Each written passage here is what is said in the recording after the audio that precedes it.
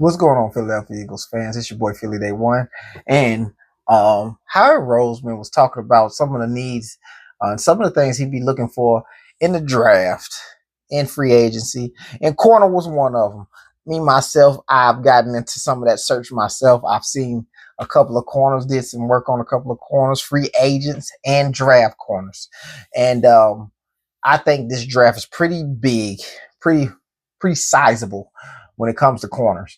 And I think we can get a really good corner in the third, maybe even the fourth round. So I think we're locked to get a corner. You know what I'm saying?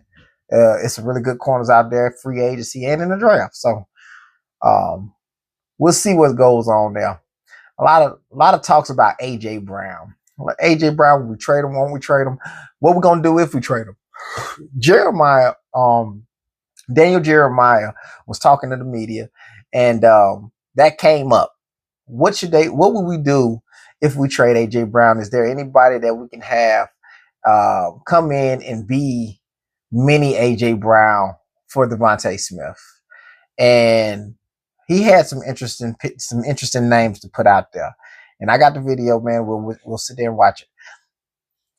While we're on the topic of AJ Brown and wide receivers, talk show, don't know the name, but we got the video for you. Don't know the name of it, but they talked what was AJ's problem. I think Stephen A. Smith said it best when he talked about AJ and his problem with the offense and things like that. It's pretty apparent. It's pretty apparent what the problem was. And we're gonna watch the video and I'm gonna give my thoughts at the end of it. So let's get into it.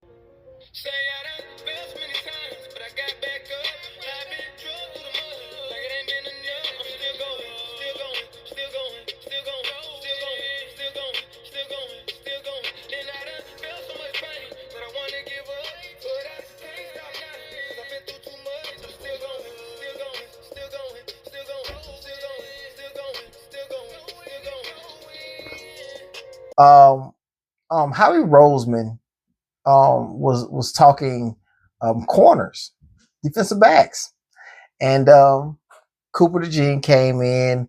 Quinyon Mitchell. We know these guys are all pro players. We don't have to worry about that end of the football field. But we do got to get a third receiver. Adoree Jackson he's a free agent now. And a lot of people it might be a mixed crowd when you go Adoree Jackson because he played really well at the end of the season. The more games he played, the better better he played. But it was rough. Those first couple of games was pretty rough. Getting him back, not a lot of people might be happy about that when this draft is full of corners. Let's play the video so we can. Yeah, I think that when you look at Q and Coop leading that group, two All-Pro players, guys who want to be part of Philadelphia Eagles for a long time. Really, Coop, he can play anything. He can play outside corner. He can play nickel. He can play at an All-Pro level anywhere. So having him gives you some flexibility. And so, we'll go into the offseason and looking to add to that position. Adoree did a really nice job for us last year. And it got better throughout the course of the year. And so just like any other position, he's a free agent. And we'll just kind of see how the offseason plays out. With Cooper, as a follow-up to that, I guess, how do you view the value he brings in the nickel position and compared to somewhere maybe outside or at safety?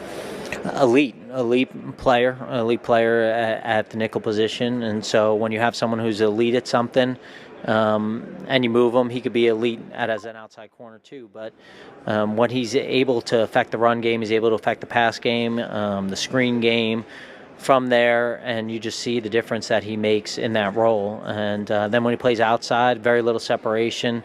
He's obviously got size, speed, unique athletic ability. I joke he could be an elite receiver. He could probably be an elite quarterback too. I've seen him throw the ball too. So just an elite athlete with elite character, and just happy he's a Philadelphia Eagle. Yes. Draft class is full of corners. We can get a corner in the third, maybe the fourth round. So a corner that can play immediately in the third and fourth round. You know what I'm saying? Because this draft has so many sizable corners in here. And in the third round, we have 2 very early picks in the third round. So I think we can snatch a corner there or in the 4th round. So let's go to the other side of the ball when we talk A.J. Brown. A.J. Brown was brought up on a talk show where they were talking about, to sum it up, they were talking about why didn't anybody on the Eagles want to talk about it. Talk about the problems in which A.J. Brown kept bringing up. And let's play the video. I think the A.J. Brown situation, the thing that we're not doing enough of, and Max, I'm surprised you haven't tried to like dig on it as a fan. What is A.J. Brown frustrated by? What is he upset? And why is anyone having that conversation and being real about it? Because I think the answer is one they don't want to have. So you would rather your team ignore a problem because they don't want to admit I don't understand how it could be that big of a problem when it wasn't a problem the year before when they won the fucking Super Bowl. You said you weren't getting mad anymore. I'm not mad, but I don't understand how it's that big of a problem when they just won a Super Bowl and they were there 2 years before. How all of a sudden is it now a problem? Okay, the guy at the end, I'm guessing is a fan. I am also a fan. Fan first. So I can get the frustration, but in the Super Bowl win of 2024, he did express disapproval of the offense. The offense was moving well because we had 2,000 yards running back, a 2,000 rushing running back. That's why the offense was anywhere near good. It wasn't through the air. And he expressed that when he said the passing game. And everybody was like, oh, he's throwing Jalen Hurts under the bus. No, he said the passing game in itself, the whole thing, is bad. And yeah, we won a Super Bowl off of that, which is extraordinary in itself. But everything that A.J. Brown had said from the year after the Super Bowl, if you remember, right after we won the Super Bowl, he said some things are going to change and we have to evolve now in the passing game. He said that before the season even started. We did not evolve, so we didn't get the repeat. If we can evolve in even just starting to build something and was able to put 14 easy points up, we win another Super Bowl easy. Easy. You know what I'm saying? There's games we struggle to put up 10, you know what I'm saying, or 13. We win a Super Bowl if we can put up 14 points easy, just 14 guaranteed points in every game. We win a Super Bowl. With the defense that we had, we win a Super Bowl. So what AJ was saying was right. He was not wrong by saying this. I'll take AJ keeping people accountable than to trade him to take a great cap hit, not even to get the same kind of player back or anybody remotely good enough to fill up those shoes. That don't make sense to me. For people who want to cast him out, it don't make sense to me, in my opinion. You know what I'm saying? So, you know, you want to get somebody in the draft. We ain't even got a draft. We could move up and maybe get somebody. But I'm going to let Daniel Jeremiah talk to y'all why that even that's a bad idea. Daniel, if A.J. Brown stayed in Philadelphia, is there a wide receiver on day 2 or day 3 that with just a few touches a game could impact it for the Eagles? Run after the catch player, maybe somebody with speed that might fit that offense? Yeah, I mean, the obvious one to me would be Omar Cooper Jr., who that's like one of the most fun players to study and watch. I think he's going to end up in the first round when it's all said and done. But that's the style of player that you're talking about, someone who can really catch and run, make things happen after the play. There's a much smaller version of that. Antonio Williams out of Clemson is excellent with the ball in his hands, run after catch.